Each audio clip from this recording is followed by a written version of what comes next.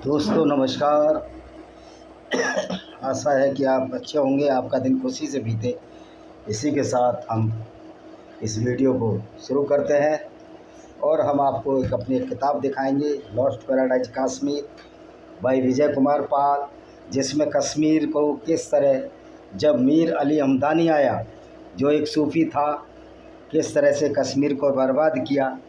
तो ये सूफ़ी संत हों या कोई भी हो, अगर वो इस्लाम को मानते हैं तो वो कुछ भी अच्छा नहीं है। नथिंग इज़ गुड इन इस्लाम। ये ब्लैक डॉट्स ऑफ टेररिज्म है। ये भी इसमें सारे इस्लामिक आतंकवादियों गिरोह का हवाला दिया गया है। आप इसको पढ़िए और बहुत सारी 9-10 किताबें हैं, उनको भी आप देख सकते हैं। तो दोस्तों आज हम चर्चा करेंगे कि ये लोग मौलाना इस्लाम के जानने वाले कहते हैं कि हमारा अल्लाह बड़ा रहमान है, रहम दिल है, अच्छा है।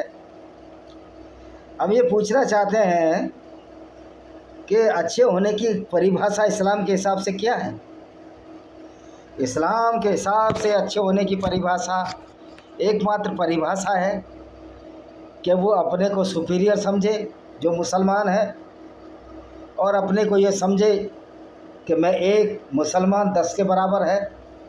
यानी कि पूरी की पूरी स्टुपिडिटी और मूर्खता का नाम इस्लाम है। और ऐसी हवाई बातों में उलझे रहना जिनका और ना कोई छोर है। मसलन चांद के 2 टुकड़े मोहम्मद ने कर दिए, और मज़े की बात है मोहम्मद साहब की उंगली इतनी बड़ी थी वो चांद तक पहुंच गई, लेकिन उहद की लड़ाई में मोहम्मद के आगे का दांत तोड़ दिया विरोधियों ने, लेकिन उनकी उंगली अपने दांत को नहीं बचा पाई।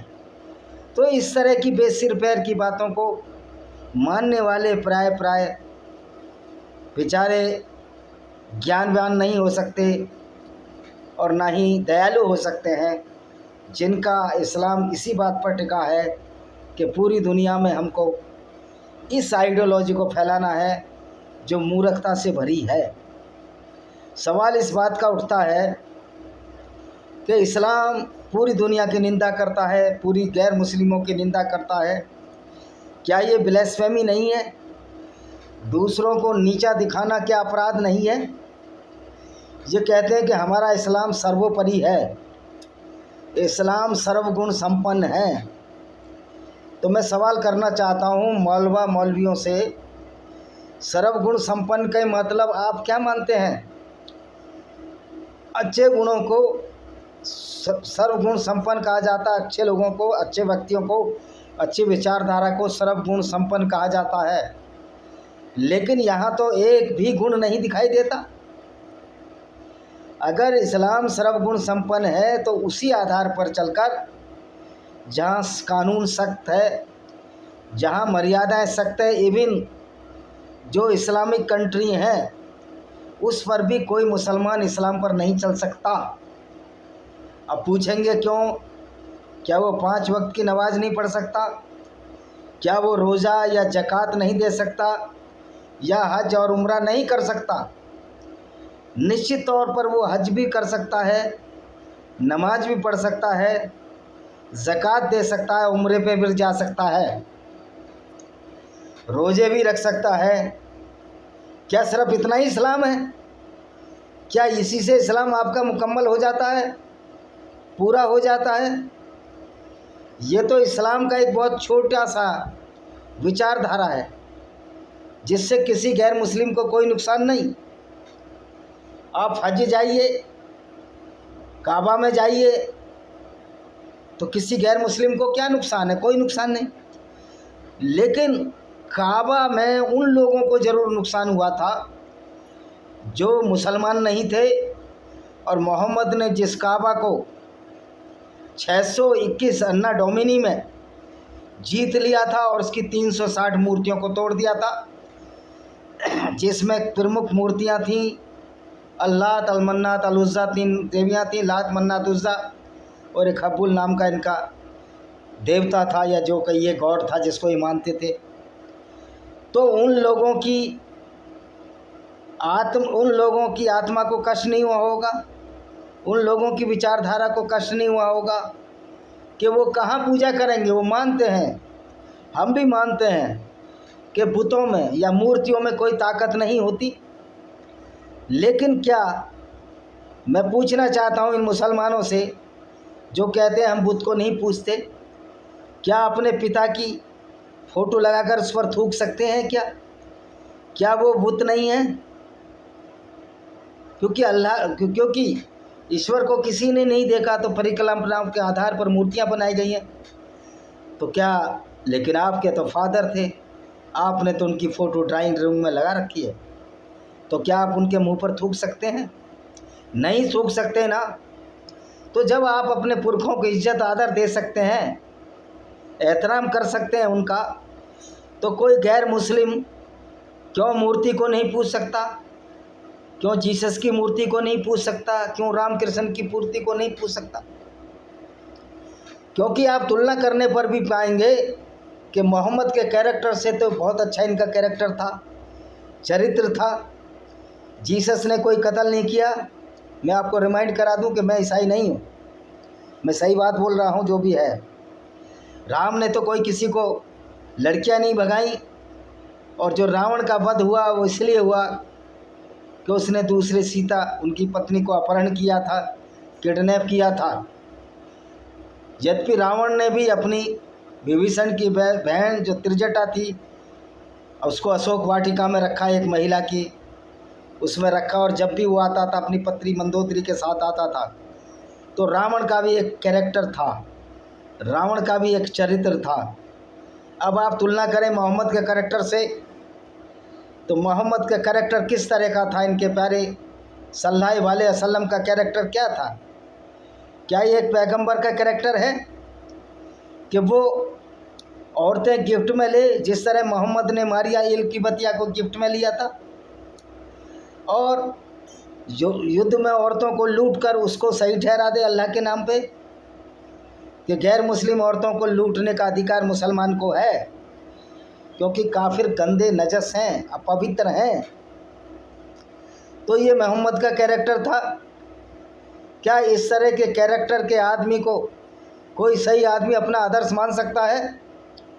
अगर इस तरह के आदमी को अपना आदर्श मानेगा व्यक्ति, वो किस तरह का होगा और किस तरह के काम करेंगे, ये एक थोड़ा समझदार बच्चा भी जान सकता है कि जिसका आइडियल, जिसका आइकॉन इस तरह लूट करते हों। और इबिन मोहम्मद तो एक शादीशुदा उम्मा हानी या फ़कीता, जो कि इनके चाचा अबू तालिब की लड़की थी, उसके घर जाते थे और उसका पति भाग गया, नजरान में भाग गया, जो कि सऊदी अरबिया के दक्षिण में एक छोटा सा शहर है। इनसे बचने के लिए मुसलमानों से तो मोहम्मद ने जब मक्का फतह की तो उम्मा हानी के घर में गए, जो कि इनकी चचेरी बहन थी जिससे मोहम्मद प्यार करते थे। और जब इन्होंने झूठ गढ़ा था मोहम्मद ने कि मैं अल्लाह से मिलने गया, तब भी उम्मा हानी मतलब हानी की माँ, जो इनका सबसे बड़ी औलाद थी, कि मैं उनके घर से निकले थे, लोगों ने देखा था। तो शादीशुदा मर्द होते हुए भी गैर मुस्लिम औरतों के साथ, जो कि इनकी चाचा की लड़की थी या चाची की लड़की, बात ये की है, उनके साथ ये रंगरेलियाँ मनाते थे। और इनकी शादी की भी चर्चा हुई थी। मैं इस आधार पर कह रहा हूँ ये बात कि इनकी हदीसों में है, जब उम्मा हानी ने बोला, जब उसका पति नजरान भाग गया, कि आप मेरे से शादी कर लीजिए, इस तरह अवैध संबंध ठीक नहीं है, तो मोहम्मद ने कह दिया कि अब बहुत देर हो चुकी है। उससे पहले जब मोहम्मद ने कहा कि आप मेरे से शादी कर लो, उन्होंने कहा मेरे बच्चे बड़े हो रहे हैं, मैं इनका पालन पोषण करूँगी, शादी नहीं करूँगी। इससे सिद्ध होता है कि मोहम्मद की उम्मा हानी एक तरह से रखेल थी, और वो भी जब उसका पति जिंदा था। इसी तरह मारिया अल-किबतिया एक क्रिश्चियन औरत थी जिसको मोहम्मद ने भेंट में लिया अलेक्जेंड्रिया के गवर्नर अल्मकुकस, जो कि ईसाई था, और उसको मस्जिद के बाहर 2 किलोमीटर दूर एक बाग बगीचे में रखा, जो बगीचा भी इन्होंने लूट कर लिया था लोगों से, यहूदियों से लूटा था, और उससे एक बच्चा पैदा हुआ, अवैध संतान पैदा हुई। जिसका नाम इन्होंने इब्राहिम रखा और 2 साल की उम्र में मर गया। तो आप ये बताइए, आज के युग में अगर कोई इस तरह रखेल रखेगा, कानून उसको सजा देगा? अगर उसका पति विरोध करेगा या तलाक हो जाएगा। और इस तरह से जो गिफ्ट में औरतें लेगा, लड़कियां लेगा, इसका तो प्रचलन भारत में क्या दुनिया में किसी जगह भी नहीं हो सकता। सऊदी अरबिया ने ज़रूर इस सेक्स स्लेव और लौंडी बांदी पर बहुत देर में रोक लगाई। शायद 1960 या 62 या 65 में 68 में लगाई, जब यूनाइटेड नेशन ऑर्गेनाइजेशन का दबाव पड़ा। तो मैं पूछना चाहता हूँ कि जो आपकी किताबों में लिखा हुआ है वही चीज़ हम बता रहे हैं, फिर ये ब्लेस्फेमी कैसे हो गई? आप पूरी दुनिया के गैर मुस्लिमों को गाली दे आपकी किताब, उनको कत्ल करने की बात कहे, ये ब्लेस्फेमी नहीं है। इस्लाम पूरी दुनिया को गालियां देता है। यद्यपि मौलाना ये कहते हैं कि इस्लाम बड़ा शांति का धर्म है। मैंने तो टॉर्च लेकर भी ढूंढा, फ्लैश लाइट लेकर भी ढूंढा, सोलर लाइट लेकर भी ढूंढा, बड़े बड़े फ्लैश लैंप भी लगाकर ढूंढा। मुझे इस्लाम में कहीं ना शांति नज़र आई, न इस्लाम में कहीं इंसानियत नज़र आई, बल्कि गैर मुस्लिम औरतों के प्रति भैंसी और दरिंदापन नज़र आया, जिसमें गैर मुस्लिम औरतों को लूटने की पूरी आज़ादी है, उनको मलिका अमीन यानी कि रखेल सेक्स स्लेव बनाकर उनको बेचने की पूरी आज़ादी है। तो दोस्तों, तो ये कैसे अल्लाह है? अल्लाह तो मैंने पहले ही बोला है, एक फैलेसी, एक झूठ है। तो ये किस तरह का पैगंबर है जो उसकी शिक्षा पर चलने की बात ये लोग करते हैं? कहते हैं कि हमें अल्लाह मोहम्मद की सुन्नत पर चलना चाहिए। अब सच्चा बताइए कि मोहम्मद की सुन्नत पर चलकर आदमी अपराधी हो जाएगा, उस पर भारतीय दंड संहिता या यूनाइटेड स्टेट ऑफ अमेरिका की जो भी क्रिमिनल लॉ है, अपहरण की धाराएं लग जाएंगी, बलात्कार की धाराएं लग जाएंगी, कत्ल की धाराएं लग जाएंगी। अगर वो बच गया तो इरादे कत्ल यानी कत्ल करने के इरादे की धाराएं लग जाएंगी, वेश्यावृत्ति की धाराएं लग जाएंगी, औरतों के व्यापार दलाली की धाराएं लग जाएंगी। तो क्या ये रास्ता जो सुन्नत है मोहम्मद की, ये क्या सही रास्ता है? क्या इसी तरह के रास्ते पर चलकर मुसलमान सुरक्षित होंगे? हमारे मुस्लिम भाई, क्या वो अपराधी नहीं बन जाएंगे? क्या उनको जेलों में सड़ना नहीं पड़ेगा? तो ये जो मोहम्मद की शिक्षा है हमारे मुस्लिम भाइयों को अपराध की तरफ क्या बढ़ाती नहीं है? क्या बढ़ावा नहीं देती है? मैं कानूनविदों से भी पूछना चाहता हूँ कि कानून की किताब में गैर मुस्लिमों को सिर्फ इसलिए कत्ल कर देना कि वो इस्लाम और कुरान और झूठे अल्लाह को नहीं मानते, क्या ये अपराध नहीं साबित है? जब ये अपराध साबित है तो फिर इस बात को बताने वाले को क्यों धमकियाँ दी जाती हैं? क्यों डरते हैं मौलाना मुल्ला इस्लाम के असली स्वरूप से? क्या इस्लाम कोई आध्यात्मिक बात सिखाता है? कोई मानव विकास की बात सिखाता है? कोई भी मानव विकास की बात इस्लाम नहीं सिखाता। आप नमाज पढ़ने से, 5 वक्ती नमाज पढ़ने से अगर कर्म नहीं करोगे तो आप अच्छे व्यक्ति नहीं बन सकते। आपके कर्म भी अच्छे होने चाहिए। लेकिन ये इस्लाम 7वीं सदी में टिका हुआ है, उससे आगे बढ़ ही नहीं रहा। कुरान की जितनी भी आयतें हैं जो गैर मुस्लिमों के ख़िलाफ़ हैं, वो कानून की धारा में, किसी देश के कानून की धारा में अपराध हैं। और अगर यही कुरान को पढ़कर, कुरान को मानने वाले यही करेंगे तो वो अपराधी बन जाते हैं। इसका प्रत्यक्ष उदाहरण है कि ज़्यादातर अपराधी इस्लाम से निकलते हैं क्योंकि उनका इतना ब्रेन वॉश हुआ होता है, मौलानाओं ने इतना उनका दिमाग को खाली कर दिया होता है कि उसको अल्लाह की रज़ा मानकर, अल्लाह की इच्छा मानकर इसी तरह के क्रियाकलापों को करने लगते हैं। आज पूरे दुनिया की जेल बलात्कारियों से भरी पड़ी हैं, जिसमें एक सर्वे आया है कि सबसे ज़्यादा बलात्कारी मुसलमान ही होते हैं, क्योंकि भोले भाले मुसलमानों को ये सिखाया जाता है कि गैर मुस्लिम औरतों के साथ लूटकर उनके साथ बलात्कार करना जायज़ है, क्योंकि ये इस्लाम कहता है और इस्लाम में इसको माले गनीमत कहते हैं। सर्वे में पाया गया है कि ब्रिटेन और फ्रांस में गैर मुस्लिम औरतों के साथ बलात्कार में ये लोग मुलव्विस होते हैं या मशगूल होते हैं या इन्वॉल्व होते हैं या संलग्न होते हैं। तो इसकी वजूहत क्या हैं? इसकी वजह है, इसके कारण है कि इस्लाम की शिक्षा ही ऐसी है, इस्लाम की टीचिंग ही ऐसी है, जो एक झूठे अल्लाह के नाम पर, एक पैगंबर मोहम्मद की खुदगर्जी के आधार पर ऐसी शिक्षा दी गई जिसमें इस्लाम को एक बिजनेस बनाया, और ऐसा बिजनेस जिसमें लूट भी जायज़ है। इस्लाम में मज़े की बात है, सूद लेना या ब्याज लेना गुनाह है, लेकिन दूसरों के धन को लूटना गुनाह नहीं है। किस तरह का कानूनी राज है ये इस्लाम का, किस तरह की डिक्टेटरशिप है, ये क्या आज के युग में चलने लायक है? मैं मुसलमान भाइयों से पूछना चाहता हूँ, क्या आप इसी तरह ब्रेन वाश होते रहोगे? आप जितने भी मोहम्मद की सुन्नत पर चलोगे, जहाँ तक नमाज़ पढ़ने की बात है, पूजा करने की, आपका वर्शिप करने की बात है अल्लाह को, वो तुम्हारे अपने व्यक्तिगत तरीके हो सकते हैं। लेकिन जब आपका इस्लाम दूसरों को गंदा कहेगा, दूसरों की औरतों को लूटकर बलात्कार की आज्ञा देगा, दूसरों के धन दौलत को लूटने की आज्ञा देगा ताकत के दम पर, तो फिर आप अपराधी की श्रेणी में आ जाते हो। इससे साबित होता है कि इस्लाम की शिक्षा को पढ़कर ही हमारे मुस्लिम भाई अपराध की ओर ग्रसित होते हैं। हिस्ट्री उदाहरण है कि जब इस्लाम आया, इस्लाम का मुख्य गुण लूटना है, लोगों को लूटना, उनकी धन दौलत को लूटना, जो कि इनके प्यारे नबी रसूलुल्लाह सल्लल्लाहु अलैहि वसल्लम ने किए। ऐसे बहुत से बेचारे सीधे साधे मुसलमान मिल जाएंगे जो ये कहेंगे हमें नबी की सुन्नत पर चलना चाहिए। उन बेचारों को पता ही नहीं है कि नबी की सुन्नत या शिक्षा क्या है, किस तरह ये शिक्षा एक अपराध की तरफ ले जाती है, और किस तरह से ये कुरान एक अपराध शास्त्र की किताब परिलक्षित होती है।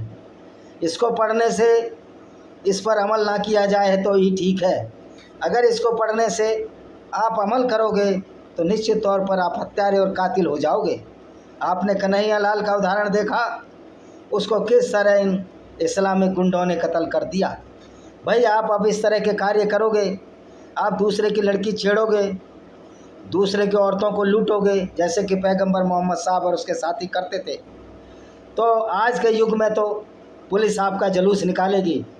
तो आप समझ सकते हो कि पैगंबर मोहम्मद की शिक्षा आपको कितना अंधकार में गिरा रही है, कितने आपके कैरेक्टर का असैसिनेशन कर रही है, कितने आपका कैरेक्टर को ख़त्म कर रही है, आपकी पर्सनैलिटी को किस तरह ख़राब कर रही है, किस तरह आपकी पर्सनैलिटी को नेगेटिव इम्पैक्ट ला रही है, या आपका जो पर्सनैलिटी है, जो आपका व्यक्तिगत है, व्यक्तित्व है, पर्सनैलिटी किस तरह से डाउन हो रही है। आज समझदार मुसलमान बेचारे मुँह उठाने लायक नहीं हैं। वो दावा देकर ये नहीं कह सकते कि हम इस्लाम की शिक्षा को मानते हैं या पैगंबर की शिक्षा को मानते हैं। अगर वो ही कहेंगे तो फिर ये सवाल खड़े होंगे, तो क्या पैगंबर की तुम उस शिक्षा को भी मानते हो जिसमें पैगंबर मोहम्मद औरतों को लूट कर उनको आपस में बांट लिया करते थे? बहुत सारे किस्से हैं जब मोहम्मद ने कहा कि गैर मुस्लिमों की औरतों को लूटो, और जब मिलने वाला उनसे उनके कंपेनियन आए, दिया नाम का एक नबीवक आया, तो कहा हाँ जो तुम्हारी मर्जी है वो औरत ले लो। जब दिया ने सफिया को ले लिया जो बहुत खूबसूरत औरत थी, तो मोहम्मद के चमचों ने मोहम्मद को चुगली कर दी, वो खूबसूरत औरत तो तुम्हारे हिस्से में है जो दिया के हिस्से में गई। तो मोहम्मद ने कहा सफिया को, उसको बुलाया, सफिया को और दिया को बुलाया जिसके हिस्से में वो सफिया एक यहूदी लड़की आई थी। बोला सफिया तुम मेरी हो, और सफिया के पिता को मारा था इसने, सफिया के भाई को मारा था, पति को किनान अल रबी को मारा था, और ये पैगंबर उसी रात उसके साथ इंटरकोर्स किया। ये था कैरेक्टर मोहम्मद का।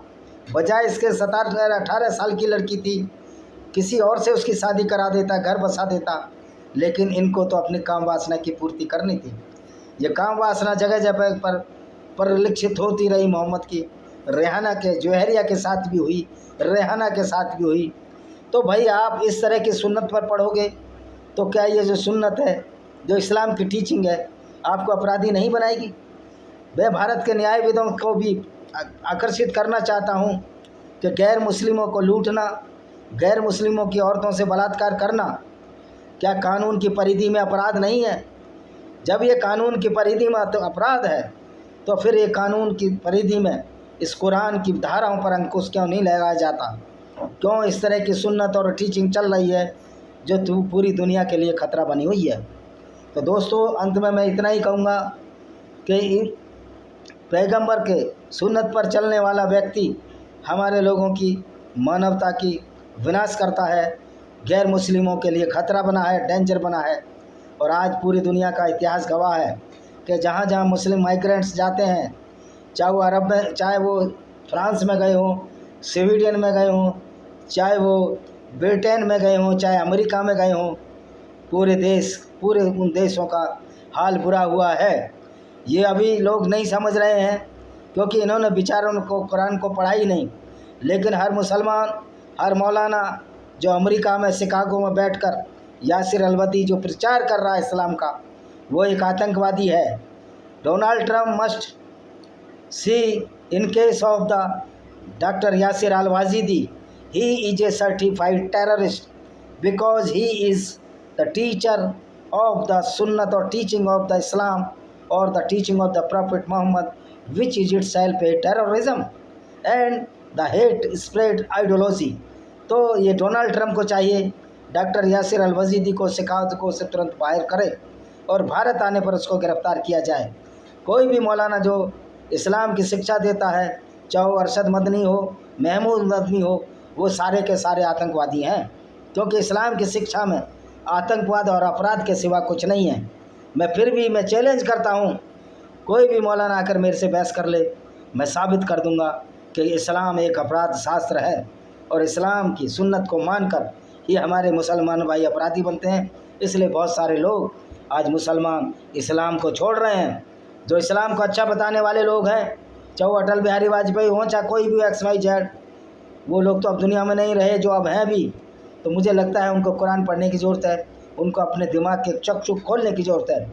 उनके दिमाग बिल्कुल ब्लॉक हो चुके हैं और वो लगभग मूर्खों की श्रेणी में आते हैं या जाग कर भी बेहोशी का नाटक कर रहे हैं। ऐसे लोग भी समाज के लिए बड़े ख़तरनाक हैं कि वो जो खुद उस बुराई को दबाने की कोशिश करते हैं, जो इस्लामिक फॉलोइंग को नहीं मानते और उन मुसलमानों का साथ देते हैं, तो उनसे उनका हौसला बढ़ता है। कहता है देखो ये हिंदू और ईसाई भी इस्लाम को अच्छा बता रहे हैं, जबकि वास्तविकता ये है कि इस्लाम किधर से भी किसी भी एंगल से अच्छा नहीं है, वरन ये तो मानवता का एक पनौती है। तो इस्लाम की विचारधारा क्या सचमुच मानव हित में बनी है, ये कहना बहुत मुश्किल है। और मैं तो कहता हूँ ये असंभव है कि इस्लाम की शिक्षा मानव हित में बनी है। बजाय इसके ये ऐसी शिक्षा है जो सिर्फ़ और सिर्फ हमारे प्यारे मुस्लिम भाइयों को अपराध शास्त्र की ओर ले जाती है। हम मुसलमानों के खिलाफ़ नहीं हैं, हम इस्लामिक विचारधारा के ज़रूर खिलाफ़ हैं और उसकी सच्चाई बताकर आपके सामने ला रहे हैं। क्या आप लोग इस विचारधारा पर चलना चाहोगे? क्या दूसरे की बहन बेटी आपकी बहन बेटी नहीं है? वैसे भी इस्लाम में तो किसी बहन का कोई कंसेप्ट ही नहीं है, वहाँ तो बहनों से भी शादी हो जाती है। गोद लेने की प्रथा तो मोहम्मद के ज़माने से ख़त्म हो गई। जब मोहम्मद ने गोद लिए बेटे जैद की पत्नी जैनब को अर्धनग्न अवस्था में देखा और काम वासना जाग उठी और उससे शादी कर ली, फिर एक आयत उतार दी कि मोहम्मद किसी का बाप नहीं है। अगर उसका खून से रिश्ता ना हो तो क्या खून के रिश्ते होते हैं? अगर खून के ही रिश्ते होते हैं तो फिर ये ह्यूमनिटी बर्बाद हो जाएगी। खून के रिश्ते वालों को आप बचाओगे, दूसरों को कत्ल करोगे, ये अब इस दुनिया में चल नहीं सकता, क्योंकि अल्लाह की ताकत अब इतनी नहीं है। इस्लाम की अब ताकत खारिज हो चुकी है और हम ऐसी ताकत को लानत और पनौती देते हैं जो हर मुसलमान को अपराधी बना रही है। इसी के साथ मैं इस वीडियो को विराम देता हूँ। वंदे मातरम, जय हिंद, आपका दिन शुभ।